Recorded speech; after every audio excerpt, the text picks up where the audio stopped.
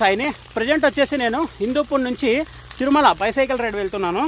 చాలామందికి డౌట్ వచ్చి ఉంటుంది, ఇంత దూరం వెళ్ళేటప్పుడు స్టేయింగ్ ఎక్కడ చేస్తావు, స్నానాలు ఎక్కడ చేస్తావు. సో దానికి వచ్చేసి ఆన్సర్ ఏమి అంటే, స్టేయింగ్కి వచ్చేసి టెంట్ క్యారీ చేస్తాను నేను. మ్యాక్సిమం వచ్చేసి ఎక్కడైనా రూమ్స్ అలాంటివి ఏమైనా దొరికితే అక్కడ పనుకొనేస్తాను. రూమ్స్ లేదు అనే పరిస్థితుల్లో ఎమర్జెన్సీ సిచ్యువేషన్లో మాత్రమే టెంట్ వాడతాను. అది కూడా ఏమన్నా గుడి అలా ఉంటుంది కదా, అలాంటి దగ్గరికి పోయేసి వాళ్ళతో పర్మిషన్ అడిగేసి అక్కడ పనుకుంటాను.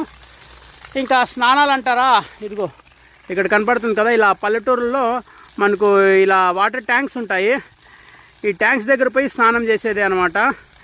ఇంకా మన బైసైకిల్ చూసుకోవచ్చు, ఇక్కడ నిలిపేసాను. ఇక్కడ మంచి ఏదో లొకేషన్ ఉంది ఈ చింత చెట్టు కింద. ఇంక ఇక్కడ ఆపేసి నేను స్నానం చేశాను.